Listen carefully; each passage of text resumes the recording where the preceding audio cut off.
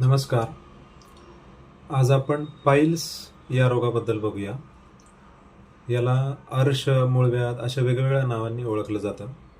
याच्यामध्ये सगळ्यात महत्त्वाचं कारण जे आहे ते अति व्यायाम करणं, अति जिमिंग करणं, अति खालच्या भागामध्ये प्रेशर येईल अशा पद्धतीने व्यायाम करणं, हे एक मूळव्याधचं महत्त्वाचं कारण आहे.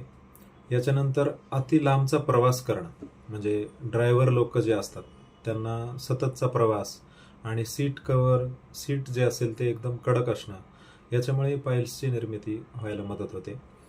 त्यानंतर जास्ती आपले जे मलमूत्र वायू किंवा गॅसेस ह्याचे वेग जे आहेत ते रोखून धरणं, म्हणजे मलप्रवृत्ती लागली असेल किंवा मूत्रप्रवृत्ती युरिनेशनही लागलं असेल तर ते अडवून ठेवायचं. प्रवासात झालं किंवा काही कामाच्या ठिकाणी असताना आपण हे मलमूत्र प्रवृत्ती अडवून ठेवतो, तर त्याच्यामुळे हळूहळू ती पाईल्सची सुरुवात व्हायला मदत होते. किंवा हे जे वेग आहेत ते वारंवार उद्विग्न करणं, म्हणजे आलेले नसतानाही सतत जात राहणं, याच्यामुळे पाईल्सला सुरुवात व्हायला मदत होते. उकिडवे बसण्यामुळे पण त्रास होतो, म्हणजे नॉर्मल पोझिशनमध्ये न बसता थोडं वाकड्या पोझिशनमध्ये बसायचं, उगीच वेगळी पोझिशन घ्यायची.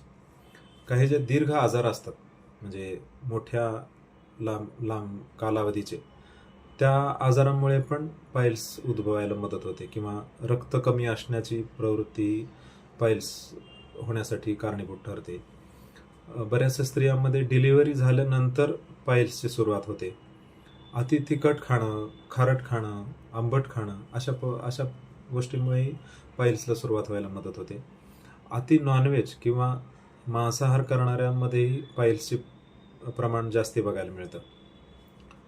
किंवा वारंवार पोट साफ न होणं, मलावस्तंभ, कडक संडासला होणं, याच्यामुळे ह्या वारंवारतेमुळे त्या मसलला सूज येऊन पाईल्स सुरुवात व्हायला मदत होते. अग्निमांद्य किंवा अपचन झालं किंवा जड खाण्यात गोष्टी जास्ती आल्या, वारंवार हे प्रकार होत गेले, तर ह्या अपचनामुळं किंवा पोटाच्या बिघडण्यामुळे पाईल्सला सुरुवात व्हायला मदत होते. याला आजकाल अतिप्रमाणात बाहेरचे पदार्थ, हॉटेलचे पदार्थ खाण्याचं प्रमाण आजकाल वाढल्यामुळे पाईल्सचा त्रास सुरू व्हायला मदत होते. या जर वरील कारणांचा आपण विचार केला आणि त्याचा जर टाळण्याचा प्रयत्न केला तर पाईल्स न होण्यासही मदत होते, आणि पाईल्स झाला असेल तरीही तो कमी राहण्यासाठी किंवा कमी होण्यासाठी नक्की मदत होते. धन्यवाद.